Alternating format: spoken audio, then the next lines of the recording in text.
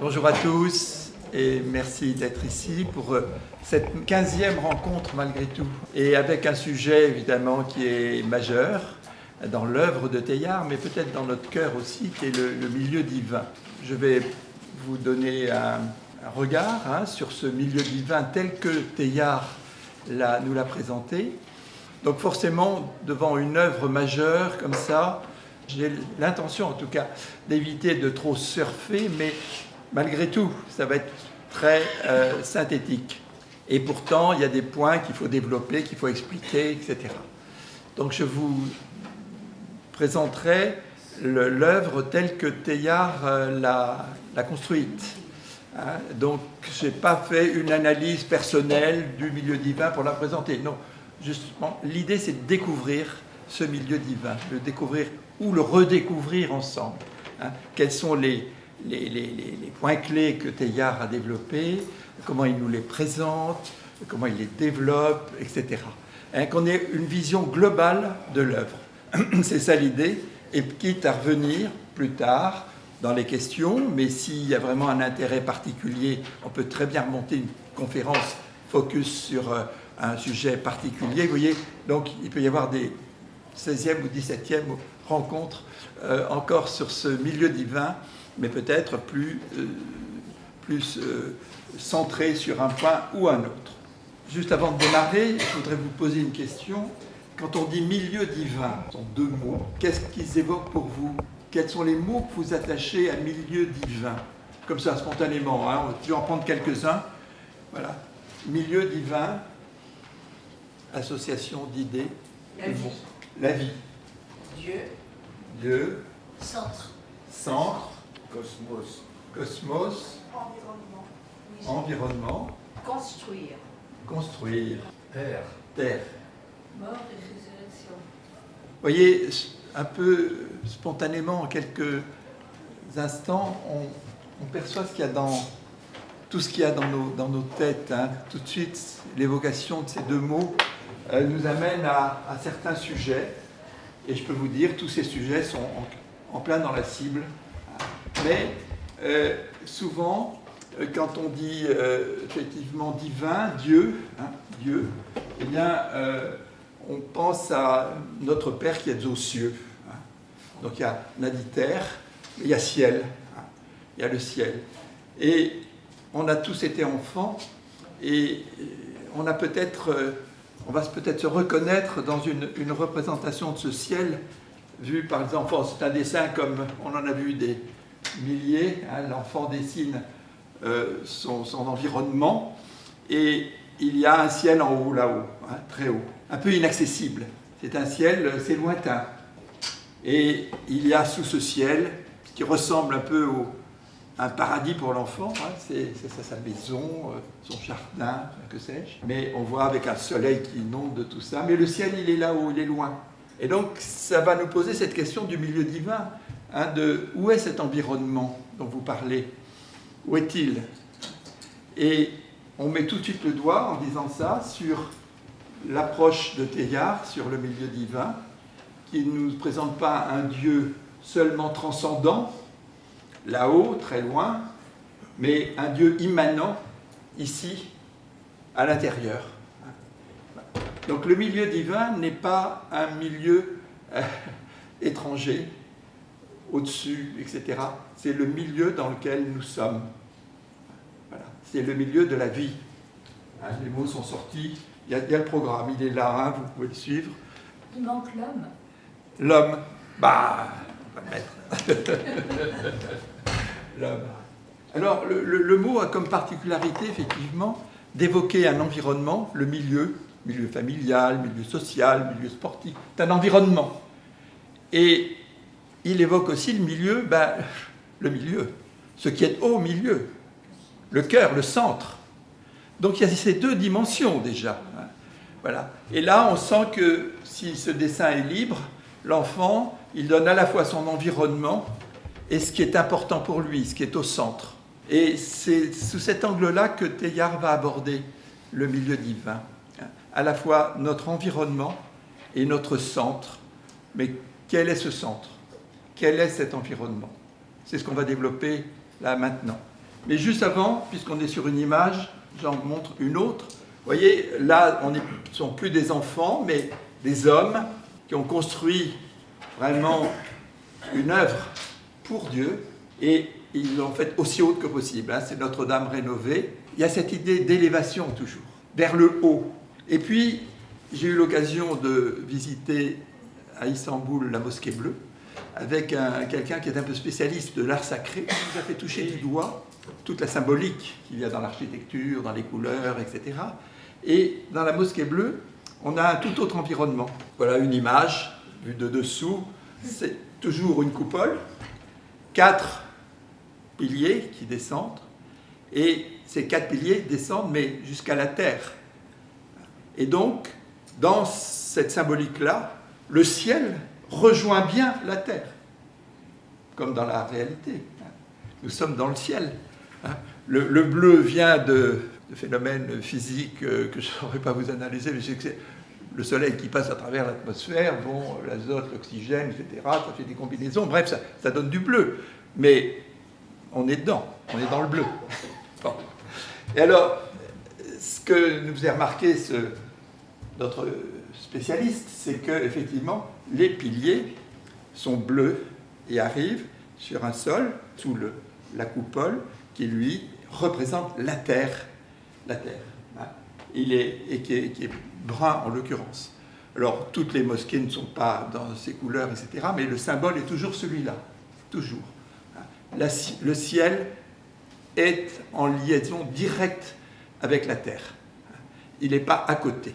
Donc, ce que nous allons voir maintenant, donc, c'est ce milieu divin vu par Teilhard. Alors, je vous ai remis les premières de couverture de deux des ouvrages, il y en a beaucoup hein, qui l'ont repris. Ça, c'est celui de base, hein, l'édition du Seuil, hein, que Jeanne Mortier, là, qui a entrepris l'édition de Teilhard après sa mort, très très vite après d'ailleurs. C'est un ouvrage qui est paru en 1957. Oui, d'ailleurs, je m'étais fait la réflexion. Vous voyez, 1917, première ébauche sur le front. Il faut y penser, il faut remettre les choses dans leur contexte, leur environnement. Il est sur le front et il commence à écrire ce qui va devenir le milieu divin, sous les bombes, dans les tranchées, dans la boue, dans l'horreur, etc. Donc il y a quelque chose, il y a cette élévation qu'on a vue tout à l'heure, symbolisée dans Notre-Dame, mais cette élévation, il l'a en lui, Teilhard. Parce que pour écrire le milieu mystique, ça s'appelait comme ça au départ, à 36 ans, hein, dans les tranchées, eh bien, je pense qu'il y a quelque chose de divin dans son inspiration. Et puis, il va l'écrire alors en Chine, alors non plus dans les tranchées, mais exilé quand même.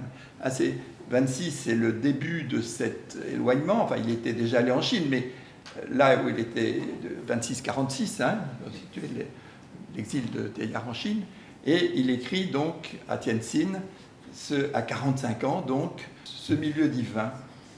Il ne sera publié qu'en 55, il était interdit de publication de son vivant, donc il est publié qu'en 55.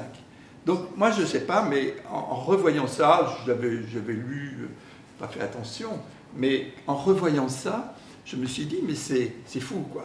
Nous sommes en 2025, j'écris quelque chose, ça ne sera publié qu'en 2055.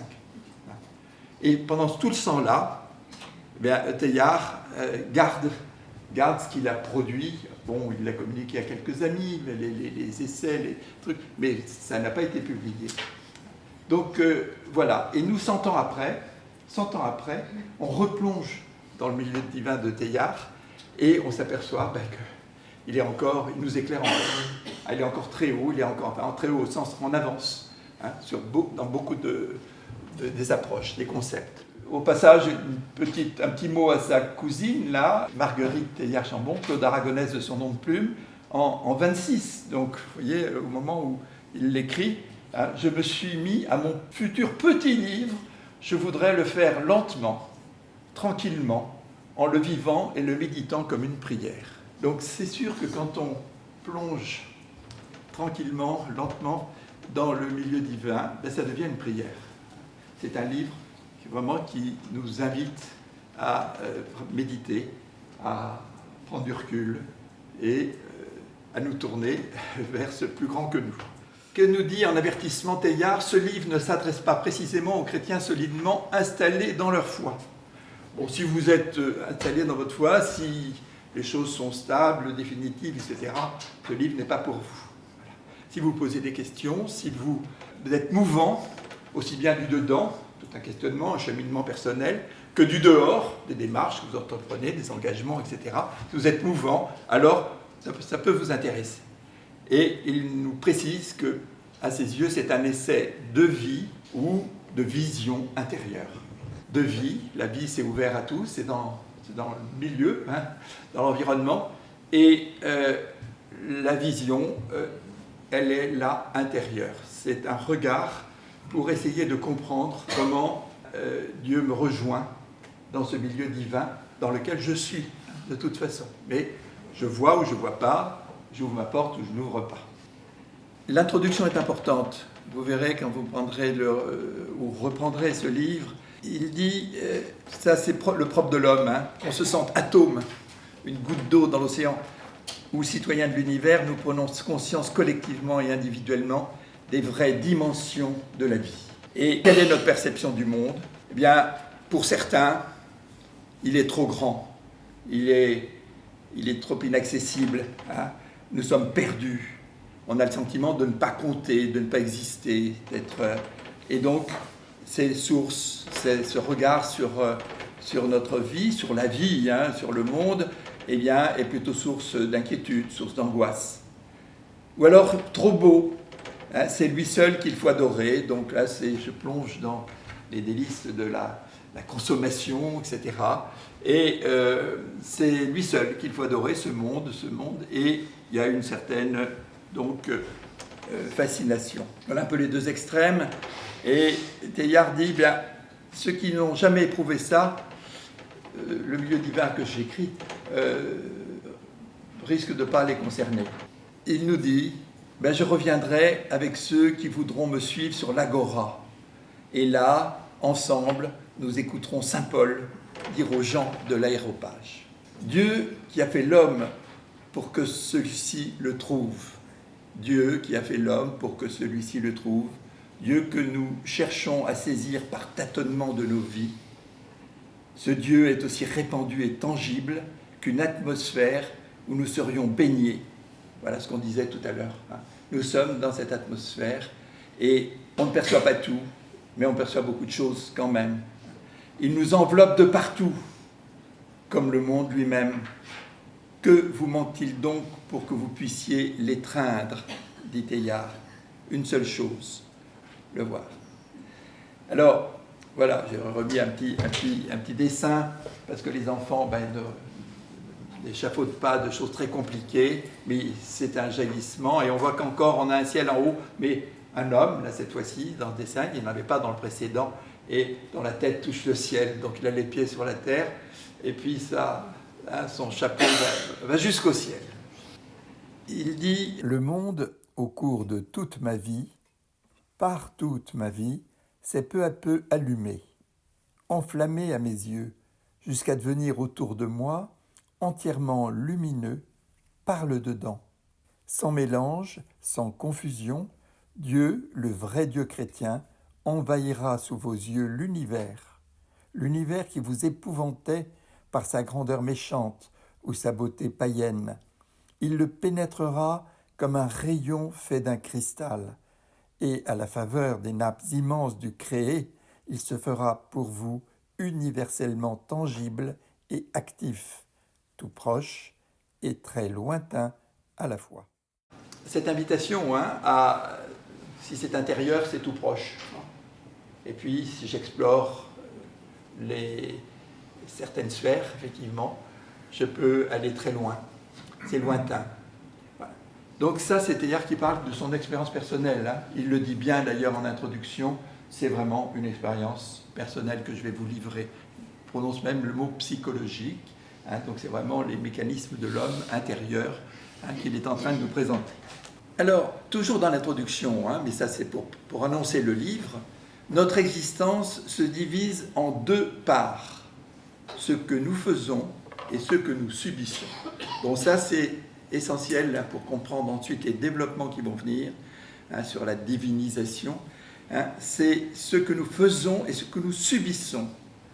Donc d'un côté, nos activités, c'est ce que nous faisons, et nos passivités, c'est ce que nous subissons. Voilà. Donc activité et passivité, deux mots-clés dans cette approche de Teilhard. Alors il nous précise bien que ce sont les deux moitiés de notre vie. Soit, si c'est les deux moitiés, c'est la totalité de notre monde. Dieu, suivant sa promesse, nous y attend vraiment, à moins qu'il n'y vienne à notre rencontre, pour nous permettre de respirer pleinement. Voilà. Alors une phrase, je trouve que on ne rencontre pas souvent, sauf dans d'autres sujets, mais sur le besoin de respirer, de vraiment que ça nous donne de l'air, comme on dit. Bon, c'est fondamental. Ce n'est pas un livre pour simplement se replier sur soi-même, dans ses pensées, même ses méditations, mais c'est pour respirer pleinement. Dieu n'altère pas l'harmonie de l'attitude humaine, mais apporte au contraire à celle-ci sa vraie forme et son achèvement. Vous voyez, ça c'est aussi une phrase clé, on va la retrouver sous des formes diverses dans les différents chapitres, mais voilà, Dieu ne vient pas nous embêter, il n'altère pas nos travaux, nos efforts, notre attitude, mais il apporte au contraire à celle-ci sa vraie forme et son achèvement. Et sa vraie forme, ce n'est pas une forme extérieure, c'est une forme intérieure, c'est ce que nous sommes. La vraie forme, c'est ce que nous sommes. Et tout le milieu divin, comme toute l'approche de Teilhard par ailleurs, mais nous invite à vraiment creuser ce sillon de la connaissance de soi-même, de comprendre comment nous réagissons, comment nous fonctionnons. Voilà. Donc c'est ça la vraie forme. Ce n'est pas un modèle. C'est ce qui m'a été donné, ce que j'ai de toute façon, et dont je n'ai pas toujours, et presque jamais, pleinement conscience. Alors voilà, on passe aux première grande partie. Divinisation, c'est un mot dynamique. Ce n'est pas la divinité des activités, c'est la divinisation. On est toujours en évolution, toujours en mouvement, toujours en croissance, ou en décroissance, mais en mouvement de toute façon. Alors, il pose d'entrée le problème chrétien de la sanctification de l'action. Est-ce que nos actions peuvent être sanctifiées? Et c'est un vrai sujet. Bon, il a beaucoup évolué depuis 100 ans, mais il reste quand même des choses un peu récurrentes sur... ce sont deux mondes différents, ça n'a rien à voir. Si je me tourne vers Dieu, je ne peux pas faire mes activités. Et réciproquement, si je fais mes activités, donc je verrai mon temps de prière après, etc. Vous voyez, c'est difficile de se dire, enfin d'accepter que vraiment toutes nos actions, c'est ce que va affirmer Teilhard, peuvent être sanctifiées si je m'y ouvre. Mais malgré tout, il y a, alors en exergue la phrase de saint Paul, quoi que vous fassiez, mangez, que vous buviez, etc., nous dit saint Paul, faites-le au nom de notre Seigneur Jésus-Christ. C'est toujours intéressant d'avoir ces références. Elle a 2000 ans, c'est une référence, déjà, c'est l'homme, de toute façon. Il y a cette permanence. Et faites-le au nom de notre Seigneur Jésus-Christ, c'est-à-dire en se référant à lui. Teilhard nous parle ici, dans ce problème chrétien, du tiraillement entre les deux astres rivaux qui sont Dieu, d'un côté, le monde, les choses du monde, les affaires du monde, puis les affaires de Dieu. Voilà. La tentation de les dissocier est donc source de tiraillement. Donc il pose la question, comment concilier, puis alimenter l'un par l'autre, l'amour de Dieu et un amour saint du monde. Alors effectivement, il y a des amours qui peuvent être frelatés, ou qui peuvent être déviés, mais un amour sain, bonne santé, du monde tel qu'il est, de notre monde, pas d'un autre. Voilà, deux amours, est-ce qu'ils vont se contrarier? Est-ce qu'ils vont divorcer? Ou est-ce qu'ils sont conciliables? Et puis il dit même, s'ils sont plus conciliables, l'un peut alimenter l'autre. Mon action dans le monde peut alimenter ma foi. Et ça va poser des questions de l'effort de détachement par rapport à l'effort de développement. Est-ce que je peux me développer et me détacher en même temps? Me détacher, c'est reprendre du recul, ne pas être prisonnier, ne pas être addict, voilà. Et tout en me développant. J'ai fait une expérience une fois dans un monastère bénédictin, j'étais frappé de ce que me disait le moine, parce que je faisais la réflexion, j'ai un moine avec qui j'étais, qui était un peu mon accompagnateur, et donc on avait des échanges, et à un moment je lui ai dit, mais c'est incroyable, quoi. Dès que la cloche sonne, elle sonne donc un certain nombre de fois par jour, dès que la cloche sonne, vous arrêtez immédiatement, hein, et vous allez à l'office du jour, du moment. Il dit oui alors. Ben, j'ai dit écoutez, je ne sais pas, à un moment là vous pouvez finir votre page. Il était dans la librairie à ce moment-là, il s'occupait des archives même. Bon, peu importe, mais il me dit oui, c'est vrai, c'est un détachement parfois difficile. Parce que j'adore ce que je fais. J'adore le monde. J'adore cette histoire que j'explore dans cette bibliothèque magnifique. Et je m'arrête immédiatement. Hein, c'est détachement et pourtant développement. Alors les deux. Hein, voilà. Développement, je continue mes recherches, mes travaux, mes études. Et puis, mais il m'a dit, vous avez raison, c'est une petite mort. C'est une petite mort. Je coupe. Et il dit même, j'étais avant au jardin, je me régalais, j'adore la terre, etc. Et le prieur a remarqué que vraiment je m'y donnais à fond, et ben il m'a changé. Voilà. Donc, mais, vous voyez, détachement pour un autre développement peut-être. Ça va être des questions que vous allez retrouver dans tout le livre. Si vous l'avez lu ou le reprenez, vous retrouvez hein, ce thème et de cette dualité. Hein, c'est pas l'un ou l'autre. À la fois me détacher et me développer. Les deux. Excuse-moi, mais si on te faisait le coup, parce que tu aimes Teilhard, on te dit arrête et tu passes, qu'est-ce que tu ferais? Ben, ça serait vraiment une petite mort, c'est sûr. Alors, perplexité continuelle et paralysante du croyant, oui, alors c'est peut-être plus vrai à l'époque de Teilhard, où vraiment il n'était pas question de jouer là-dessus. Voilà, il y a une perplexité en tout cas. Est-ce que quand je me donne à mon travail, est-ce que je suis à l'œuvre de Dieu?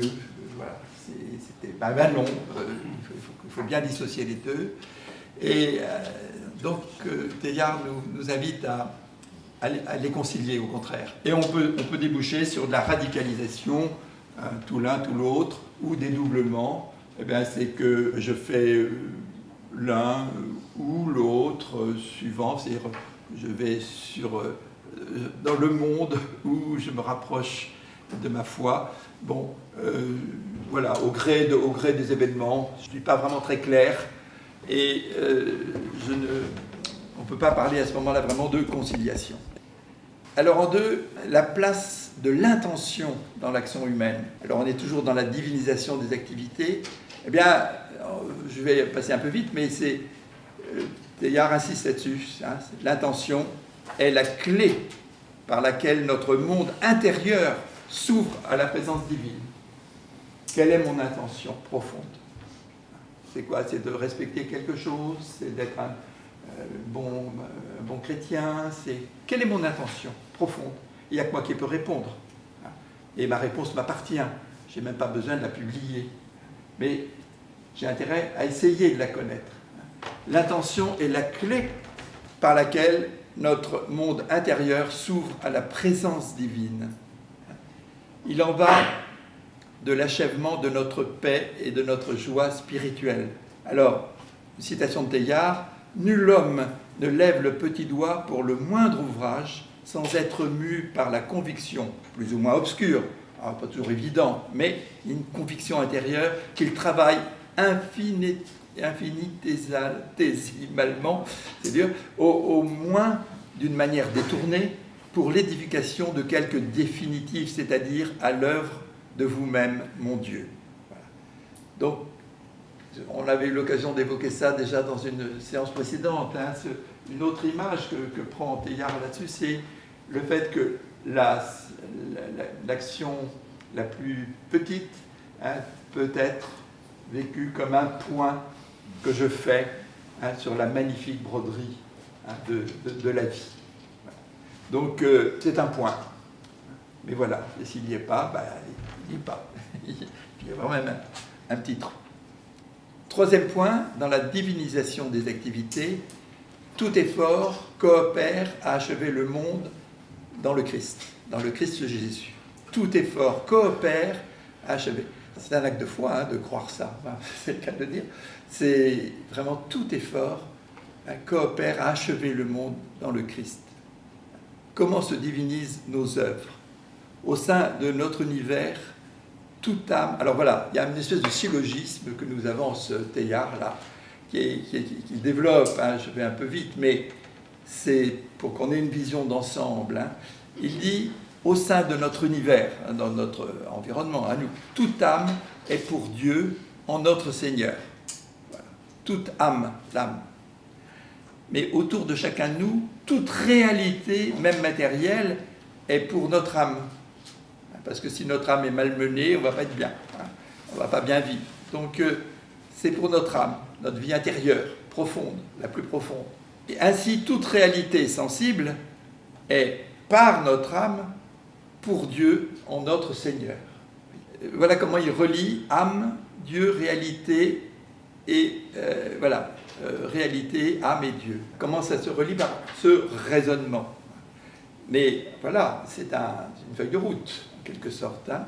Toute âme est pour Dieu, et autour de chacun de nous, toute réalité est pour notre âme. Tout ce que je vis, tout ce que j'expérimente, etc. C'est pour mon âme. Et ainsi, toute réalité sensible est par notre âme pour Dieu, en notre Seigneur.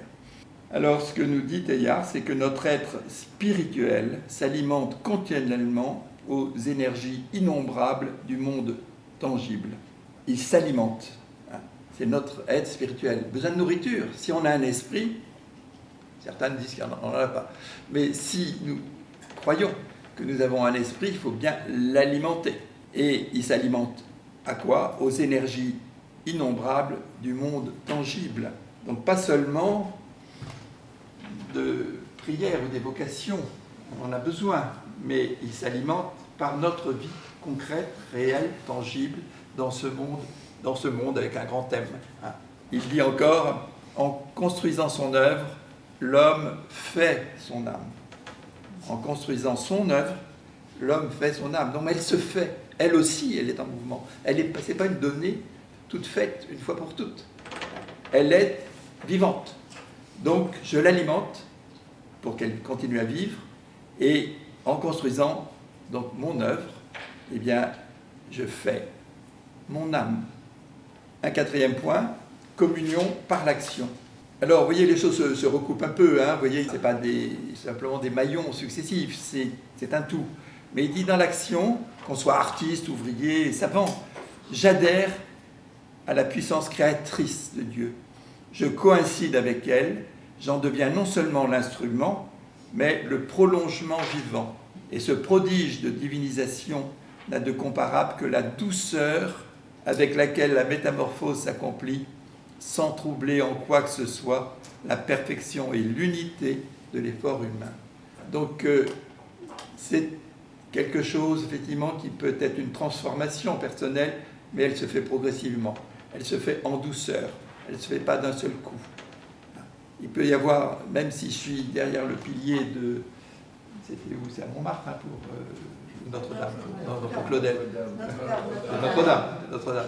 Oui. Ben voilà, je disais, c'est pas tombé d'un coup comme ça. Il y a tout un cheminement, toute une approche. Et même quand Saint Paul tombe, s'il est tombé de son cheval, il est frappé. Hein? Il n'y a pas de cheval. Une imagerie, mais qu'importe. On dit qu'il est frappé. Voilà. C'est pas arrivé d'un coup. C'est arrivé parce qu'il y avait tout un cheminement qu'il a vécu profondément.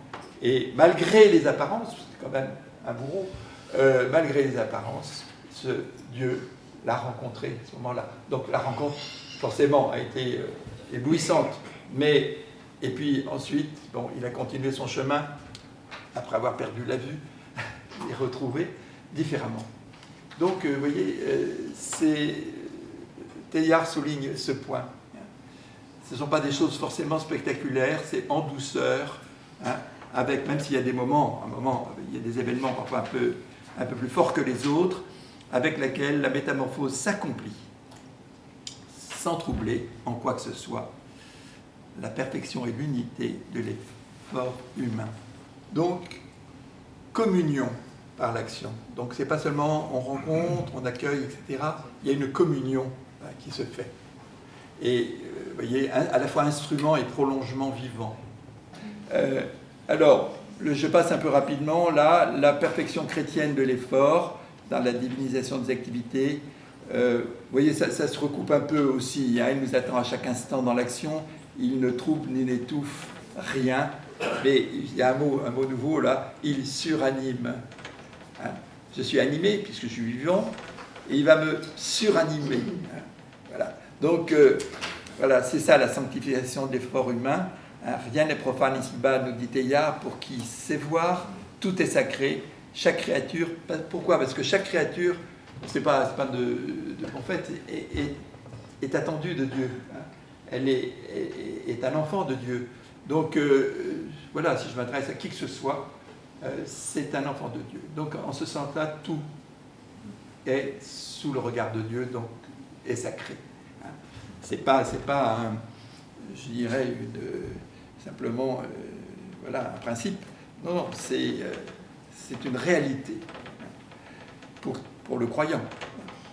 Mais on est libre. Alors, il y avait l'humanisation de l'effort chrétien, je passe vite, mais à l'époque de Teilhard, il semblait que c'était quand même un problème. On disait, ben non, les chrétiens, pour vous, les jeux sont faits, vous êtes déjà sauvés, voilà, et l'effort n'a pas d'importance pour vous, enfin, en gros. Donc, vous minimisez l'effort, l'engagement, etc. Donc, il y avait ces critiques-là, en tout cas, ces critiques. Et donc, Teilhard développe ça, hein, l'humanisation de l'effort chrétien.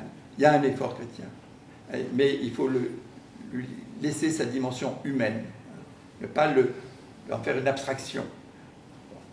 On est sauvé, certes, mais pour le moment, on est là. Hein.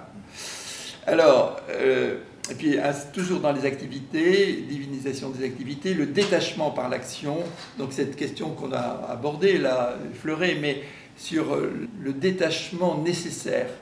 Il dit que le travail lui-même a une façon de se détacher, se centrer, quand on se centre sur le travail, on se détache un peu du reste, donc avec l'effort, et puis une certaine victoire sur l'inertie. Hein, la paresse nous guette, la procrastination, etc. Bon, voilà, donc facteur de détachement, et avec plusieurs facettes, le travail lui-même. Mais je vous lis cette phrase quand même, pour qui tend convenablement sa voile au souffle de la terre. Alors, les phrases, j'aime bien cette poésie de Teilhard, qui tend convenablement sa voile. Alors, les voileux comprennent que c'est important, hein, qu'il ne faut pas que ça façaille. Hein, bon, hein, au souffle de la terre, des hommes, de la vie. Ce n'est pas un souffle seulement divin, au sens qui me serait extérieur. Non, non, non. Au souffle de la terre, voilà.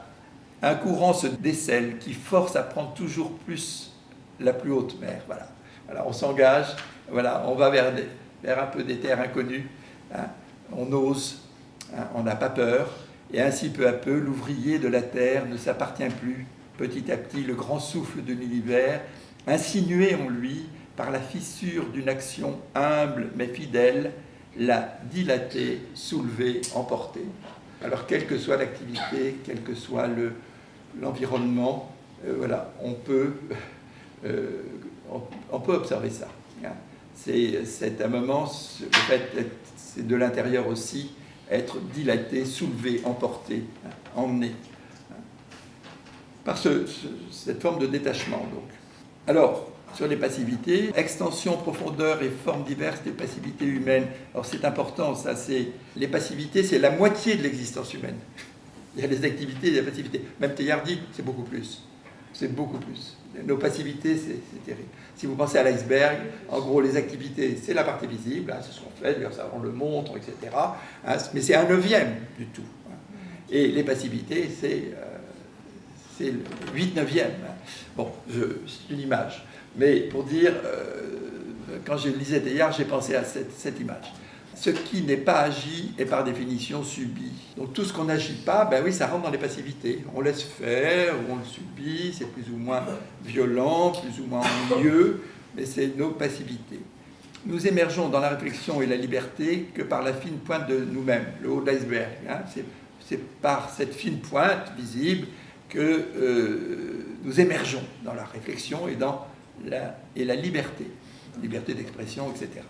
Au-delà, nuit de tout ce, il y a une nuit nocturne, de tout ce qui est en nous et autour de nous, sans nous, malgré nous. Voilà. Donc, il distinguera.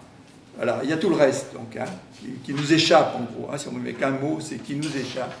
Donc, des passivités, donc subies, hein, toujours passivité, ce que je n'ai pas choisi, ce que je n'agis pas, de croissance, malgré tout.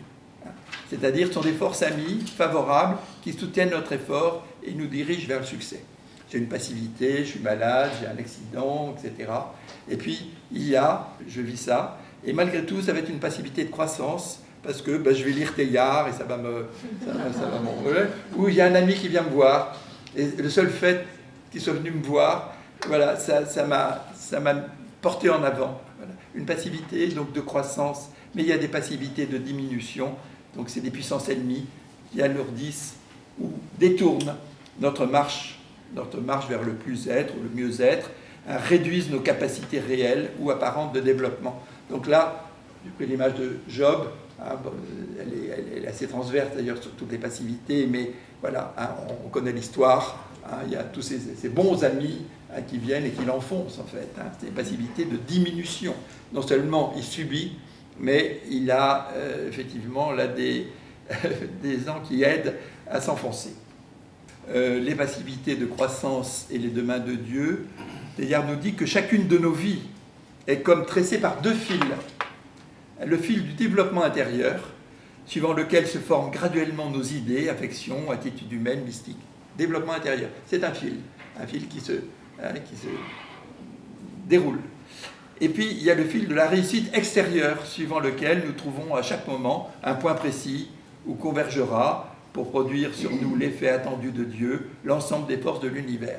À un moment, on sent bien, dans nos journées, dans nos travaux, dans nos vies, il y a ces moments de convergence où on sent que les ondes se collent, la mayonnaise prend, enfin je ne vais pas prendre comme autre métaphore, mais où il y a une convergence, hein, convergence de mon action, de mon engagement spirituel, etc.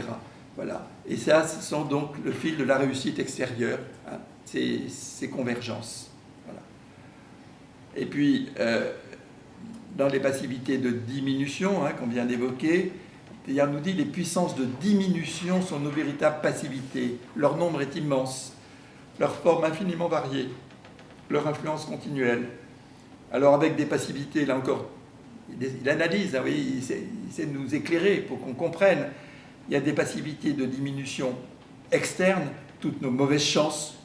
À un moment, je me trouve face à un mur, il y a un caillou qui me fait tomber, il y a un microbe qui m'attaque, il y a un incident dans ma vie ou un accident, etc. C'est des diminutions externes. Passivité de diminution interne, c'est toutes nos limitations personnelles, physiques, psychiques, intellectuelles, entraînant affaiblissement, rébellion, ou même des tyrannies, des conflits, hein, tyrannie intérieure, voilà. Donc passivité, vous voyez, donc subie, hein, de diminution externe, c'est dans mon environnement, et puis interne, hein, ça tient strictement à moi, que je l'ai choisi ou non, c'est une passivité. Hein.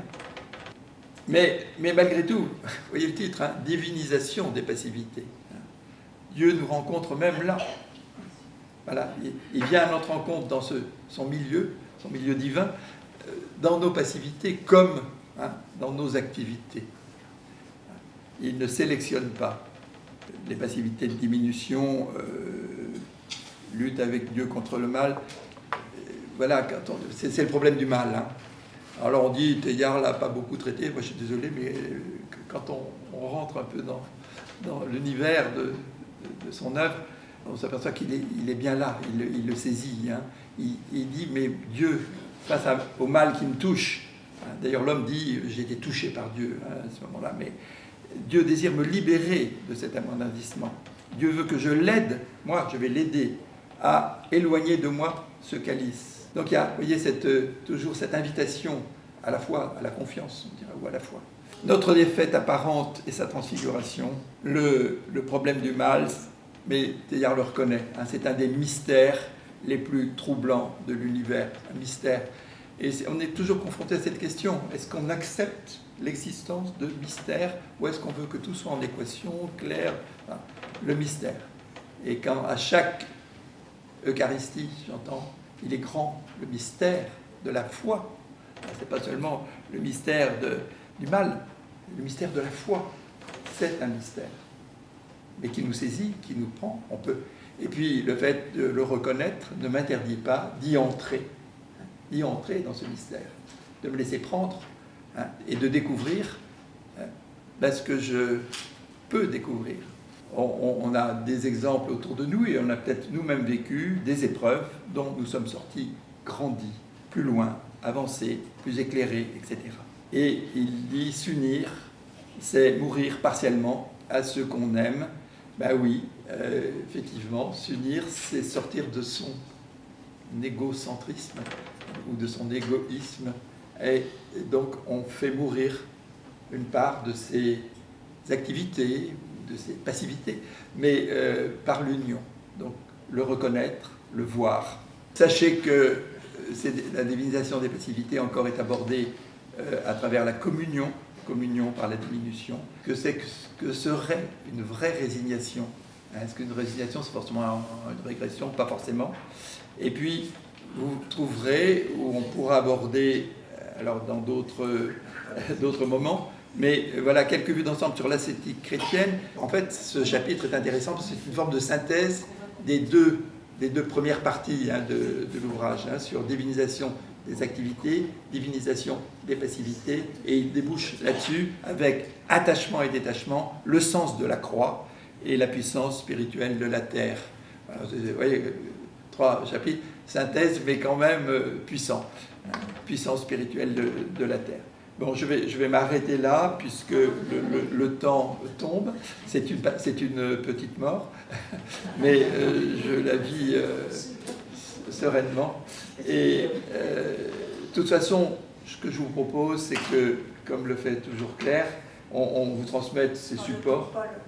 Vous aurez peut-être l'intégralité, et puis on pourra, encore une fois, à la demande, hein, nous sommes ouverts à des choses sur mesure, à la demande, reprendre un point ou un autre, en sachant que derrière cette ascétique ASC, ascétique chrétienne, il y a un chapitre qui s'appelle le milieu divin. Hein, voilà. Donc vous voyez, ça, on débouche sur tout ça nous amène au milieu divin. Bon, voilà.